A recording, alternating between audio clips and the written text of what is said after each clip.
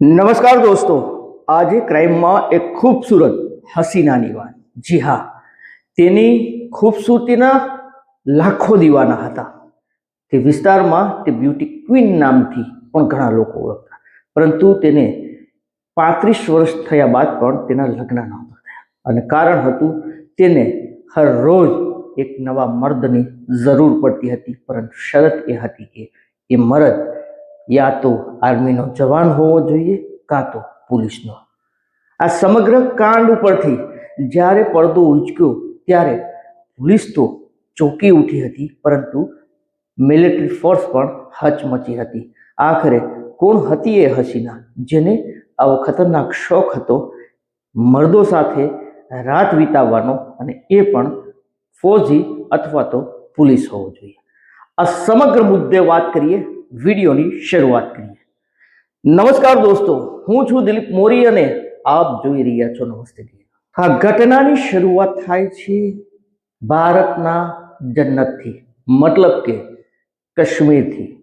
કાશ્મીરની છોકરીઓ છે તે બેહદ ખૂબસૂરત હોય છે, પરંતુ ઘટનાની શરૂઆત 2007ના વર્ષથી થાય છે. આ કાશ્મીરની ઘાટીની અંદર એક યુવતી છે જે રહેતી હોય છે, જેનું નામ હોય છે મુબીના. મુબીનાની ઉંમર લગભગ 35 વર્ષની થઈ ચૂકી હતી, પરંતુ તેના લગ્ન નહોતા થયા. બીજી તરફ મુબીના છે તે બેહદ ખૂબસૂરત હતી.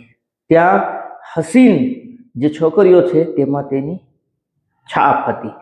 આ રૂબીનાના લગ્ન તેના પિતા છે તે કરાવવા માંગતા હતા, પરંતુ રૂબીનાની નાનપણથી જ ઈચ્છા હતી કે કોઈ ફૌજી સાથે લગ્ન થાય અથવા તો કોઈ પોલીસ ઓફિસર સાથે. તેના પિતાનું નામ અબ્દુલ રશીદ હતું, અને અબ્દુલ રશીદ છે તે આખરે પોતાની દીકરી માટે એક મૂર્તિઓ શોધે છે. તારીખ નામનો એ જવાન હોય છે જે ફૌજ સાથે જોડાયેલો હોય છે. તારીખ સાથે 2007ની અંદર રૂબીના છે તેના લગ્ન કરી દેવામાં આવે છે.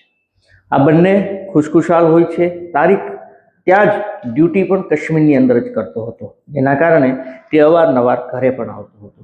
પરંતુ લગ્નના 2 થી 3 મહિના વીતે છે. અચાનક તારીખ છે તે તેના ઘરથી થોડે દૂર અવાવરૂ જગ્યામાં રાત્રિના સમયે તેનો ડેડ બોડી છે જે મળી આવે છે. રૂબીના માત્ર 2 મહિનાની અંદર જ તે વિધવા થઈ જાય છે. કાળી ચીસો પડે છે અને પોલીસ તપાસ શરૂ કરે છે. જાણવા મળે છે કે આ વ્યક્તિનું મોત કોઈએ AK-47 ગનથી ફાયર કરીને તેને મોતને ઘાટ ઉતાર્યો છે. પોલીસ તપાસ કરે છે. સામાન્ય રીતે ત્યાં ઝઘડાઓ ઓછા થાય છે, પરંતુ જે કંઈ પણ પોલીસ સ્ટેશને ફરિયાદો જતી હોય છે ત્યાં આતંકવાદને લઈને જતી હોય. AK-47 જે ગન આવે છે એ ગન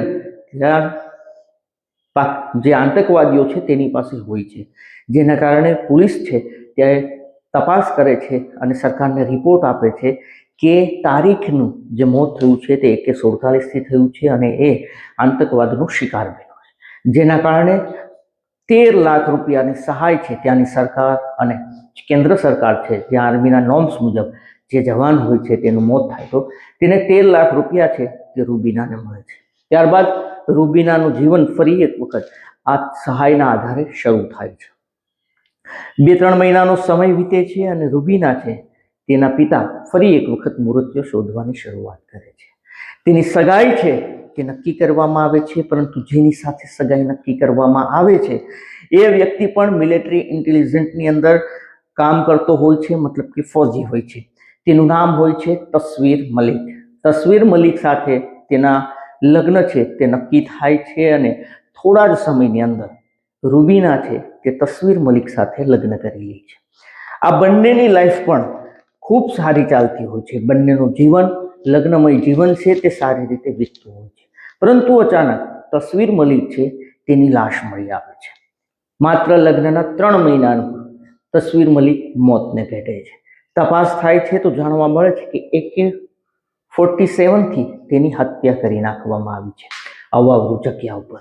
પોલીસ આ સમગ્ર મામલે તપાસ કરે છે, પરંતુ હવે સરકાર છે જે સહાયની રકમ હતી તે 13 ને બદલે 15 લાખ કરી રહી છે.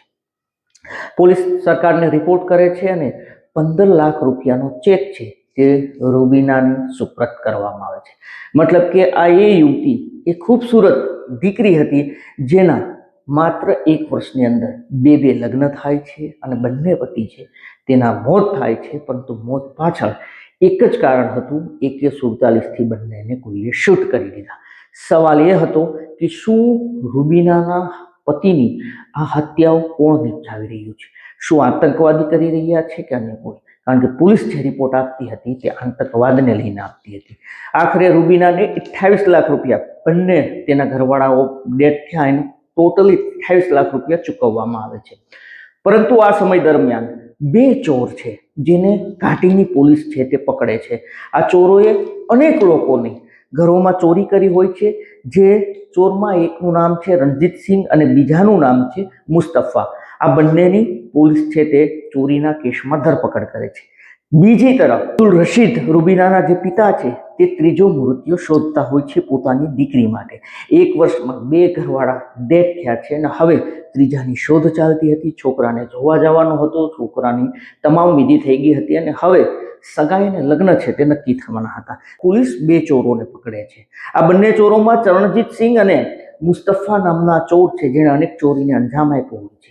પોલીસ તેની ખૂબ ખાતરદારી કરે છે અને ખાતરદારી કર્યા બાદ તે એક પછી એક ચોરી છે તે કબૂલ કરે છે. પરંતુ છેલ્લું તે કહે છે તે પોલીસ માટે હચમચાવનારું હતું. આ બંને ચોર ચરણજીતસિંહ અને મુસ્તફા છે એ કહે છે કે અમે ચોરીની સાથે સાથે 2 હત્યાઓને પણ અંજામ આપ્યો છે. પરંતુ આ ચોરોની વાત પોલીસને ગળે નહોતી ઉતરતી, જેના કારણે પોલીસે AK-47 જે ગન આવે છે તેની પાસેથી તેને બરામદ કરી અને ત્યારબાદ તેને એફએસએલમાં મૂકી. સાથે સાથે જે 2 હત્યા થઈ હતી ફૌજીઓની એની સાથે એની ગોળીઓ સાથે મેચ કરવામાં એ કન્ફર્મ થયું કે આ બંને હત્યા આ લોકોએ કરી છે.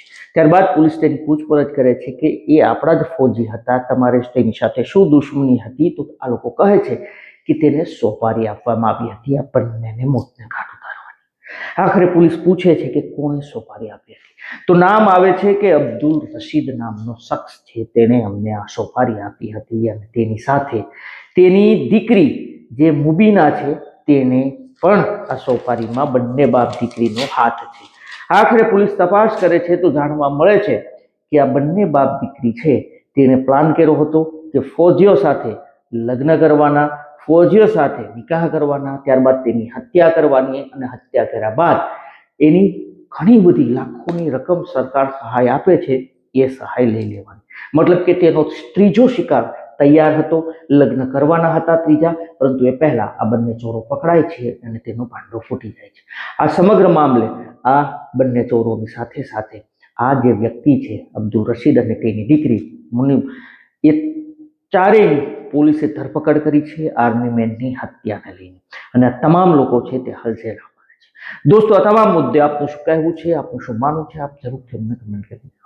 અમારો હેતુ કોઈ નુકસાન પહોંચાડવા, બદનામ કરવા નહીં, આપને સચેત અને જાગૃત કરવાનો છે. જોતા રહો નમસ્તે ગીત. ધન્યવાદ.